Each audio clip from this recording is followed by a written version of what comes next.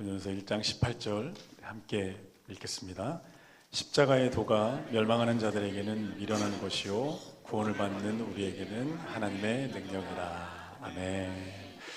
오늘 말씀 십자가의 복음이라는 제목으로 하나님 말씀 함께 나누겠습니다. 여러분, 기독교 신앙을 한마디로 설명하라면 예수 그리스도입니다.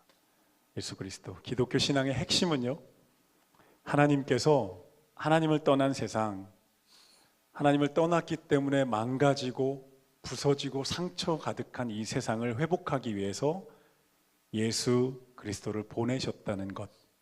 여러분, 이것이 기독교 신앙의 한마디 정리입니다.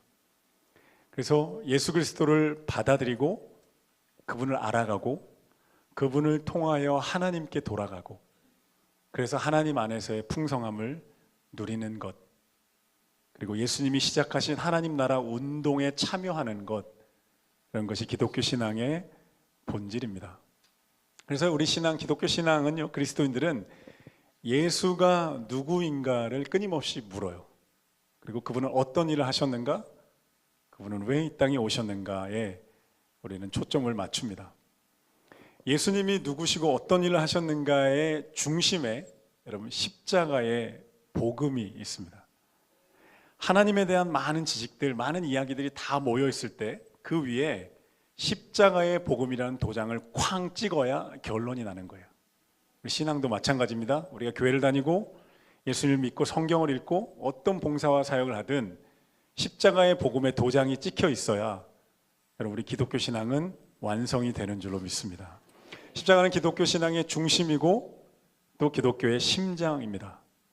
십자가에서 계시된 하나님, 십자가에서 자신을 드러내고 우리를 찾아오신 하나님, 십자가에서 인류 구원을 꿈꾸셨던 하나님을 알지 못하면 여러분, 우리는 하나님을 안다고 말할 수 없어요. 십자가는 하나님께 돌아가는 유일한 길입니다. 십자가 아닌 다른 길은 없습니다. 십자가는 그냥 교회를 알아보는 표지판이 아닙니다. 벽을 장식하는 디자인도 아닙니다. 십자가는, 한번 따라 보시겠어요? 십자가는 교회의 심장입니다. 옆 사람 보면서 인사하겠습니다. 십자가는 교회의 심장입니다. 예수님이 세상에 오실 때 예수님의 목적은 십자가의 죽음이었어요. 잔인하고 처참한 처형틀에서 죽기 위해 내가 세상에 왔다고 예수님 말씀하셨어요. 마가복음 10장 45절을 보면 인자가 온 것은 다른 사람을 섬기려 하고 대속물로 자기를 내어주기 위함이었다. 제자들에게 끊임없이 말씀하십니다. 내가 이 가르침과 하나님 나라의 전도를 마치고 예루살렘에 가서 십자가에서 죽을 것이다. 그리고 3일 만에 부활할 것이다. 끊임없이 말씀하셨어요. 여러분, 어떻게 보면 좀 이상하지 않나요? 세상의 모든 위인들은 업적으로, 그 영웅이 이룬 업적으로 기억이 됩니다. 테레사 수녀님은 인도에 가셔서, 테레사 수녀님 정말 작거든요. 유튜브 보면 요만하면. 근데 가서 거린들이 길거리에서 비참하게 죽는 것을 보고 그들이 인간답게 죽는 것을 도와주고 싶다고 인생을 드렸어요. 그래서 거린들의 어머니가 되셨죠. 우리가 그 업적을 기억합니다. 알렉산더 대왕이나 나폴레옹은 그들이 차지했던, 정복했던 땅을, 그 땅을 기억하죠. 이수신 장군에게는, 신에게는 12척의 배가 남아 있습니다. 내 죽음을 적에게 알리지 말라. 이런 백성들을 사랑했던 그 헌신과 그 용기를 우리가 기억합니다. 마틴 루터 킹은 흑인 차별 철폐 운동을 벌이기 위해서 비폭력 평화 시위를 이끌었고 노벨 평화상을 받아요. 그것을 기억합니다. 그런데 예수님은 달라요. 부활이 있기는 하지만 그보다 더 먼저 우리는 예수님의 십자가 죽음을 기억합니다. 그리고 그 죽음에 하나님의 모든 구원과 하나님의 모든 꿈과 하나님의 모든 사랑이 담겨 있다고 우리는 고백하고 기억합니다. 여러분, 이게 이상한 거예요. 만약에 로마 시대 로마인이 타임머신을 타고 와서 만약 한국 땅을 돌아다닌다면 십자가가 걸린 교회를 볼 때 이렇게 말할 거예요. 오, 여기 처형장이 되게 많네요. 이렇게. 진짜로요. 한국에는 왜 이렇게 처형장이 곳곳에 널렸습니까? 죄인들이 유배된 땅입니까? 이렇게 물어볼 거예요. 왜냐하면 십자가는 고대 세계에서 죄인을 아주 처참하게 처형하는 처형 방법이었습니다. 이집트, 바벨론, 아시리아, 페르시아, 알렉산더, 로마, 아수르 다 십자가와 비슷한 처형 틀과 방법이 있었어요. 아수르는요, 여러분, 노약자와 임산부는 마음을 준비하고 들으십시오. 아수르는 반역한 자들을 어떻게 처형했냐면 항문에서 입까지 나무로 꿰뚫어서 처형했습니다. 예수의 이름으로 평안할지어다. 무서울 정도로, 그게 십자가형의 근원 같은 거죠. 비슷한 거죠, 다. 로마 제국의 십자가는 특히 더 잔인했어요. 십자가형을 재판을 받게 되면 로마 병정이 채찍질을 시작합니다. 여러 종류의 채찍 가운데 가장 무서운 것은 1m 정도의 여러 가닥 끝에 뼈 조각이 달려있고, 사람을 치면, 병정의 근육질 몸으로 치면 살점을 파고들어 살을 뜯어냅니다. 그래서 완전히 피범벅이 될 때까지, 완전히 사람이 죽음에 이르기까지 매질을 하죠.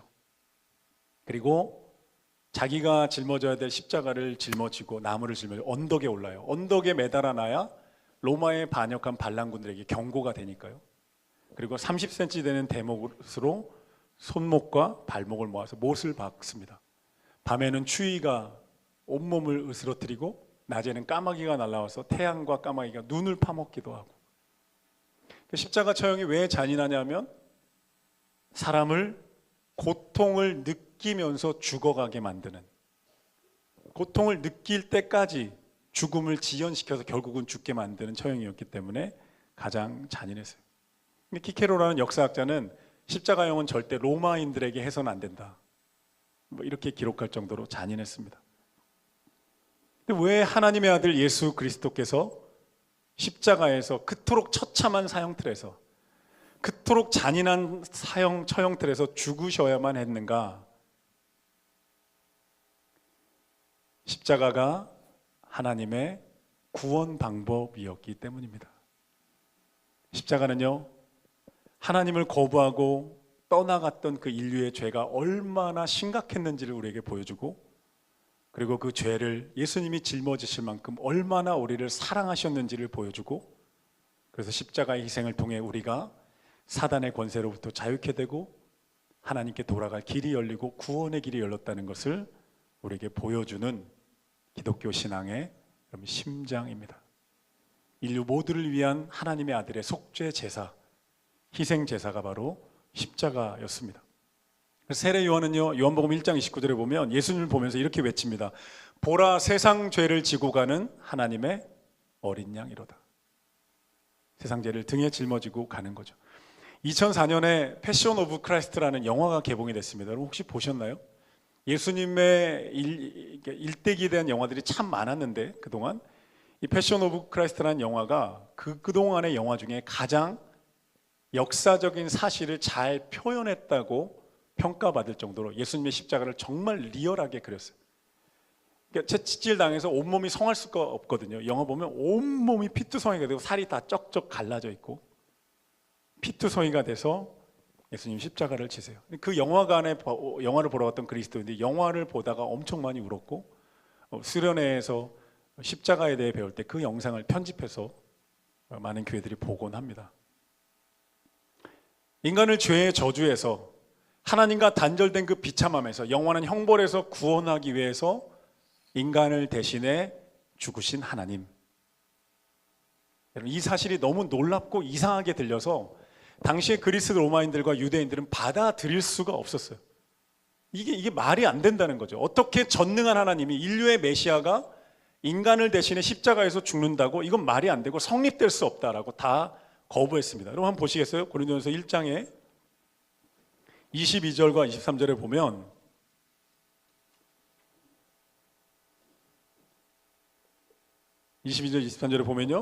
유대인은 표적을 구하고 헬라인은 지혜를 찾으나 우리는 십자가에 못 박히신 그리스도를 전하니 유대인에게는 거리끼는 것이요 이방인에게는 미련한 것이다, 이렇게 말합니다.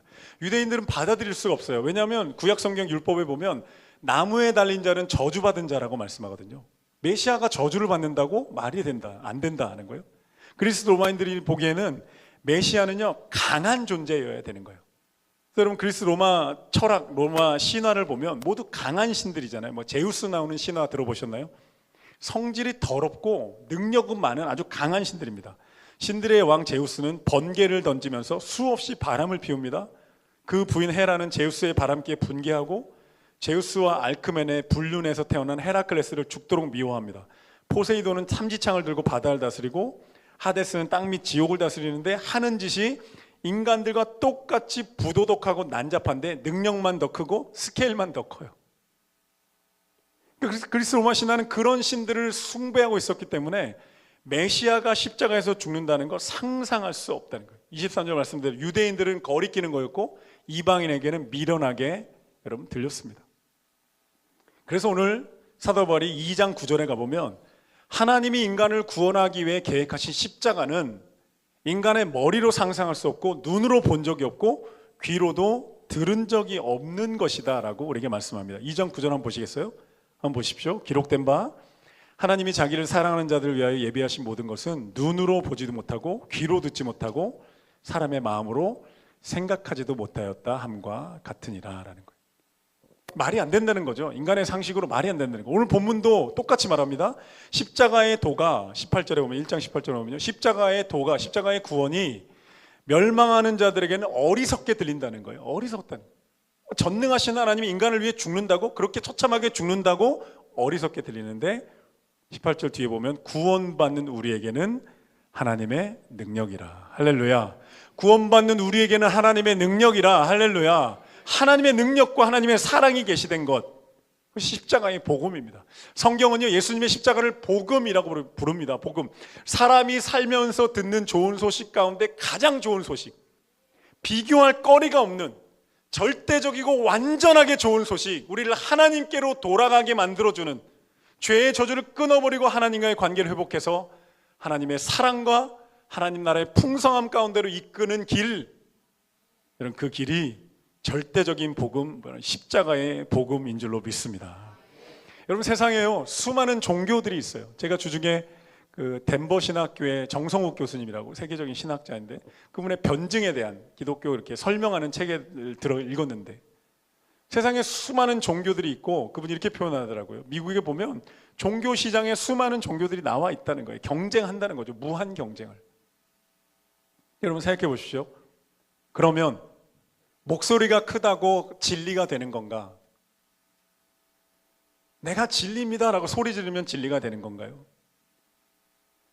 우리가 믿는 것이 정말 진리인지, 정말 인간과 세상과 영혼에 대해서 설명을 진짜로 해내고 있는 진정한 진리인지에 대한 근거를 말할 수 있어야 되는 거예요.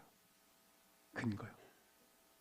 사랑하는 성도 여러분, 여러분이 예수님을 믿고 교회 나오고 하나님을 믿어야 되는, 우리가 믿는 믿음이 정말 영원한 진리라고 확신하는 근거는 무엇인가요?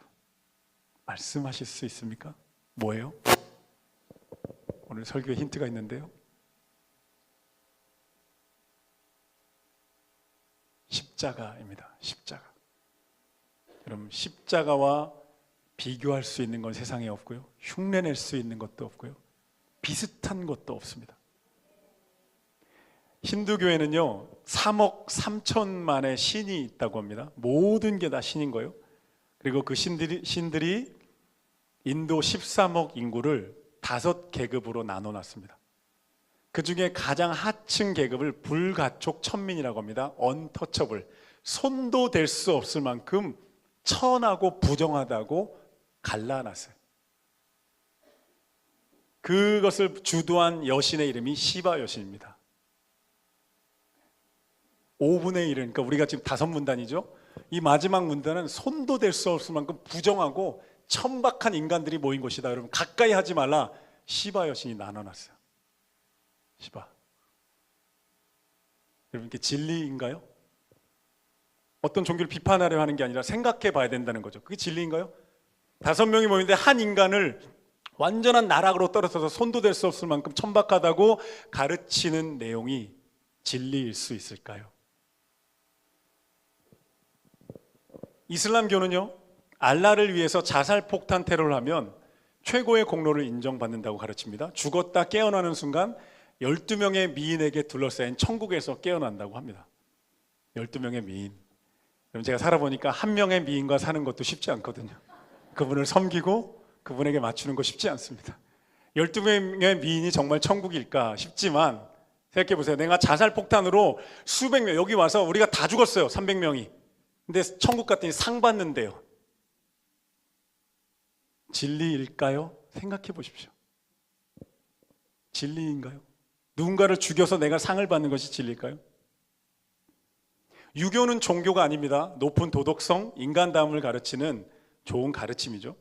불교는 소승불교, 대승불교가 다르지만 기본적으로 수행을 통해 해탈과 열반에 이른다고 말합니다. 일종의 자기 신격화입니다. 여러분들 한번 생각해 보십시오. 우리 주변을 둘러보세요.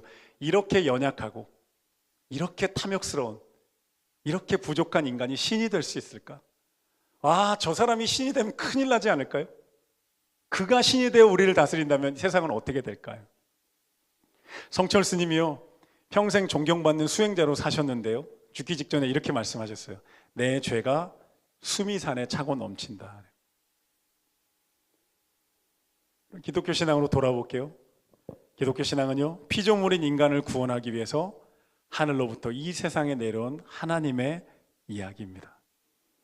인간 스스로 구원할 수 없다는 거예요. 회복되지 않는다는 거예요.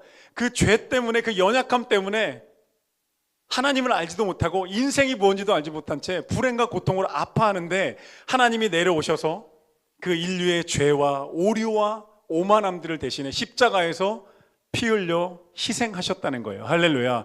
역사상 가장 잔인한 처형, 가장 처참한 처형에서 자기가 누워서 내가 인류의 죄를 대신해 죽고 인류를 살리겠다고 선언한 신앙, 이런 것이 기독교 신앙의 복음입니다.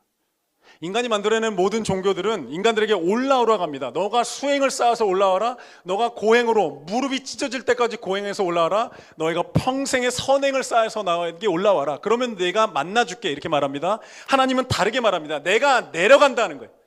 내가 내려간다. 너희는 나에게 올 수 없어. 너희 연약함 때문에, 죄와 지성과 이성과 의지의 부족함 때문에 너희는 올라올 수 없기 때문에 내가 내려가서 너희를 만나고 너희를 회복시키고 너희를 살릴 것이다. 할렐루야. 할렐루야. 예수님이 십자가로 우리의 죄값을 치르시고 우리를 하나님과 다시 연결시켜 주신 거예요. 할렐루야. 예수님 십자가로 원수마귀의 값을 치르시고 우리를 죄에서 해방시키신 거예요. 할렐루야.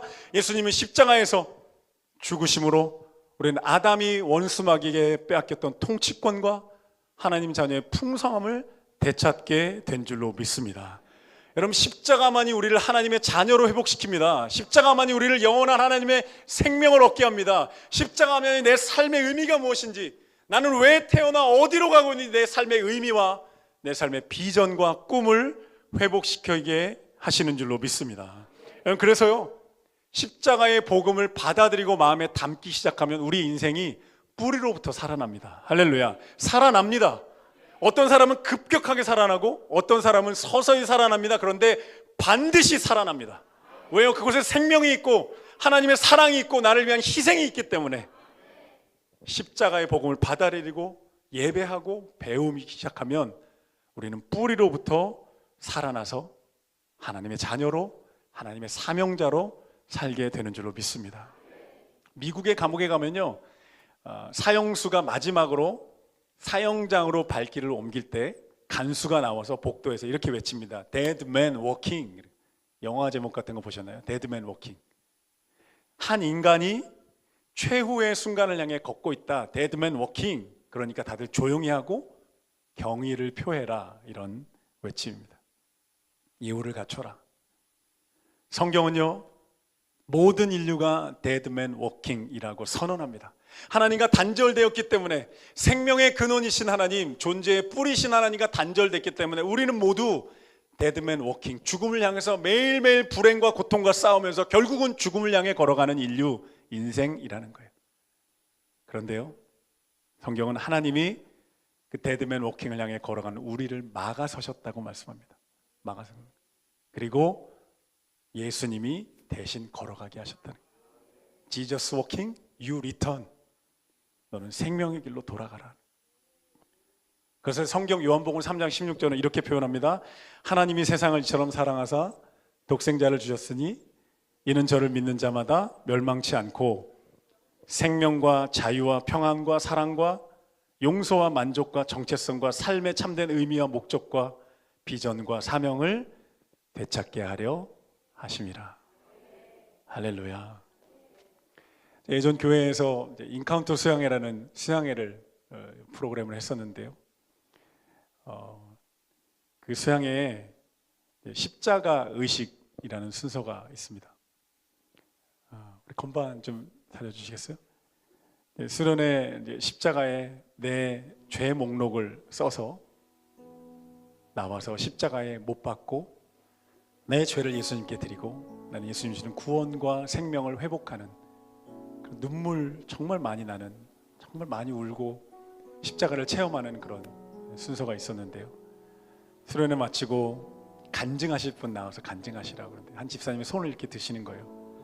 그리고 그분 이런 얘기를 하시더라고요. 제가 십자가 의식을 마치고 못을 받고 내려와서 무릎 꿇고 기도하고 있는데 제가 하나님께 이렇게 기도했습니다. 하나님, 십자가에 나타난 하나님의 사랑을 더 알고 싶습니다.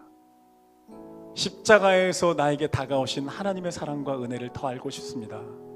기도하는데 환상처럼 십자가에서 피를 뚝뚝 흘리시는 예수님이 보였대요. 그리고 예수님이 이 집사님에게 이렇게 말씀하셨대요. 내가 너를 위해 얼마만큼의 고통을 감내했는지, 내가 너를 사랑해서 얼마만큼의 고통을 당했는지 너 모르지? 집사님이 예 주님 저는 모릅니다. 그래 그럼 내가 얼마나 고통을 너를 위해 겪었는지를 알려줄게 하고 내려오셔서 그 피 흘리는 손으로 손가락 하나를 이렇게 집사님 어깨에 대셨대요. 환상 중에. 집사님이 예수님의 고통이 느껴져서 떼굴떼굴 굴며 울기 시작해요. 하면서 막 울면서 구르기 시작하는 거예요. 그 수양에 그런 일들이 되게 많거든요. 엉엉 울었대요. 그래서 그분이 수련회 마치면서 그렇게 간증하셨어요. 예수님의 사랑이 그냥 내게 거저온 것이 아니고 우리 주님의 피 흘리는 고통과 눈물과 희생을 통해 내가 왔다는 것을 내가 알았고 그 하나님 사랑을 알게 됐습니다. 이렇게 고백한 간증을 들은 적이 있습니다. 사랑하는 성도 여러분, 우리는 십자가의 복음을 통해 하나님의 사랑 안으로 들어갑니다. 십자가의 복음을 통해 우리는 하나님의 압도적인 사랑으로 그리고 하나님의 생명 통치 안으로 들어갑니다. 내가 누구인지를 알게 됩니다. 내가 어떤 하나님의 자녀인지 그리고 나를 향한 하나님의 계획이 무엇인지를 우리가 깨닫게 됩니다. 그것이 바로 기독교의 신앙인 십자가의 복음입니다. 유일하고 절대적인 복음, 한치의 오차도 없는 완전한 복음, 영원한 복음.